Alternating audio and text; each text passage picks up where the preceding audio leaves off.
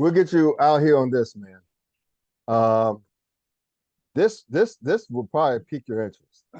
Speaking of the SWAC commissioner, Dr. Charles McClelland, this is an article that's on HBCU Game, right? That pretty much talks about where it goes to the fact that the revenues. He talked about bragging on the fact that the revenues are up in the SWAC.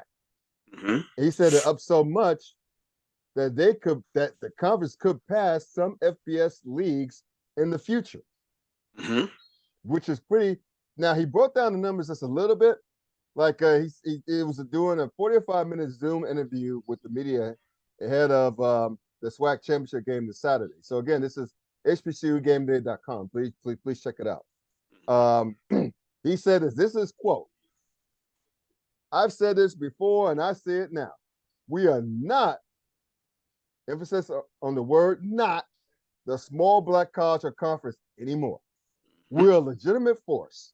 Our revenue numbers are tracking extremely strong. I have not seen any other FCS conferences revenue this year, but based on last year's numbers, we will rank first of all of FCS. Given where we are with our television contracts in 5 years, we will actually surpass two, not one, but two FBS conferences, and they might have the ability to up their numbers. End of quote. Wow. Yeah. Very interesting quote. He's most definitely talked about that before during the spring in terms of how the amount of revenue payout via the conference has increased and its place within FCS athletics and where it matches up with other conferences, the group of five for the FBS.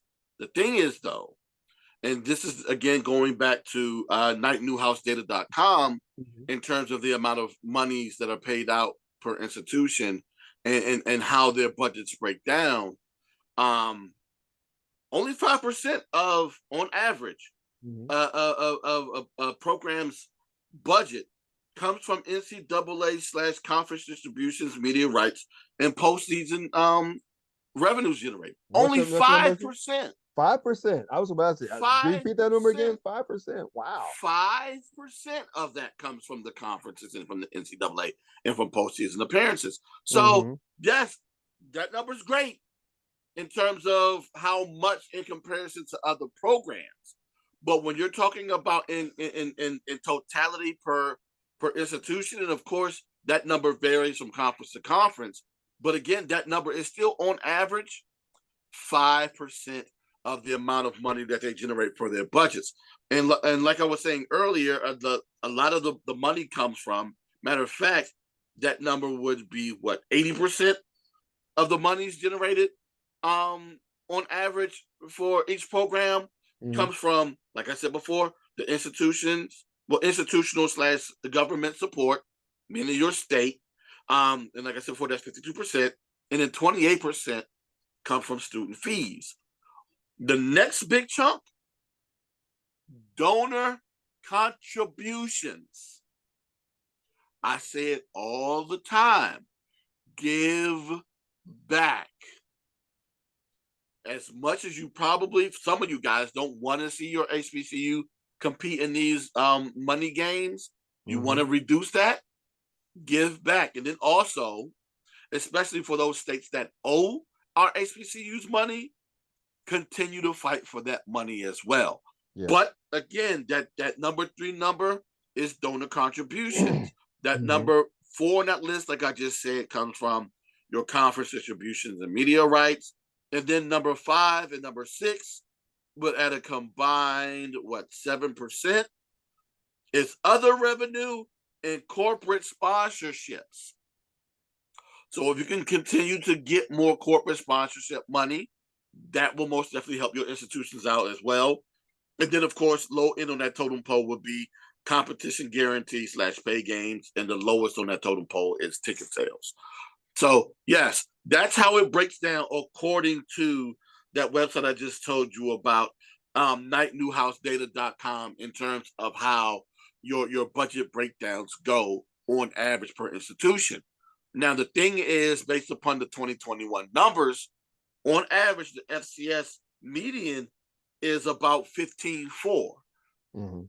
Of the 21, I'm sorry, of the 18 state institutions, because they don't release the private institutions, being Hampton, Howard, and Bethune-Cookman. Scott, of those 18 institutions, can you guess how many of those schools are above, based upon their 2021 numbers, above the FCS median? Not a lot, maybe a fraction of them, maybe. How many? This is 12 teams in the conference. I'd say 5. Okay. Out of those 18 institutions, only 2 are above the FCS median.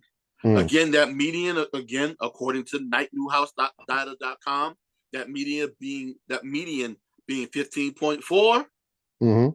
Prairie View was just above it at 15.8. Southern is above them at 16.2.